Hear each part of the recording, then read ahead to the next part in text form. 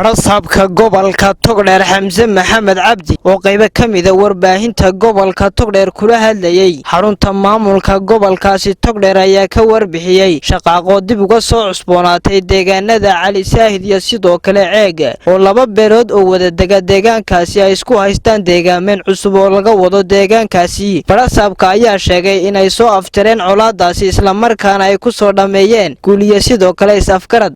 warbixin kooban idinka siiyo xaalada Cali sahiid sida maaragtay arinta loo bunbuuniyay ama loo weyneeyay ama meel walba loogu riday arintu ma ahayn arinta Cali sahiid ka taagnayd waxay ahayn dadka deegaankaas oo runtii jeclaa in ay ka wada hadlaan wax danta deegaanka ah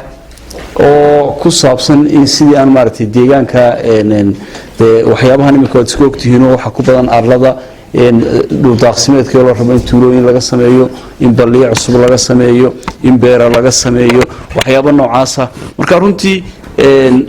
hadalkii baa isu yara qaban waayay dabadna arintaas runtii waxay keentay in dad badan oo waxa iska jireen waqtigan inay ku jiro dad badan oo ah sixir wuxuu sheeg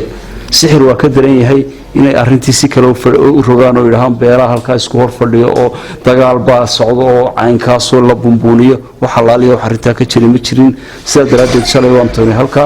guddiga nabadgelyada gobolkan ku tagnay go'aamo dhaxalgala oo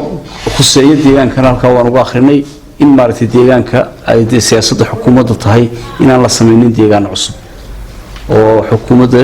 Soomaaliland siyaasadeedu waxa weeyaan in dhul daaqsimeedka la ilaaliyo wax deegaamo ah oo cusubna aan lagu soo korin haba yaraatee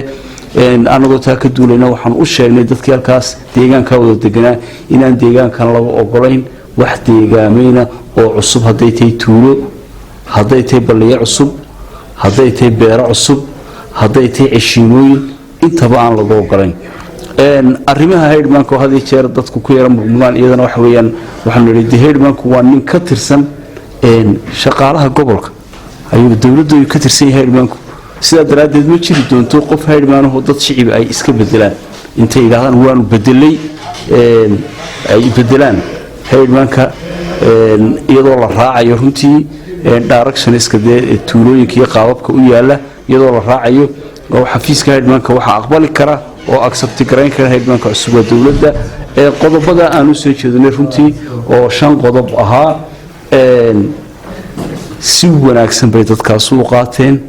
marka arinta Cali sahiid sidaasay ku dhamaatay waxa la wax dhibaato ka jiraan ama jiraan hore uga jireen ma jirin dadkaas uu soo tilfaahimkii ka yara khaldamay oo de waxa weeyaan wad ogtiin dalkeeno dadka in badan baa iska jecel in fidno ay abuuranto intii jecel in fidno abuuranta ay si kale u dhigeen oo dadka maaragtay ay warwar galiyeen Maxamed Yuusuf Cabdullaahi Maxamed Wardi telefishinka caalamiga ee Soomaali Cable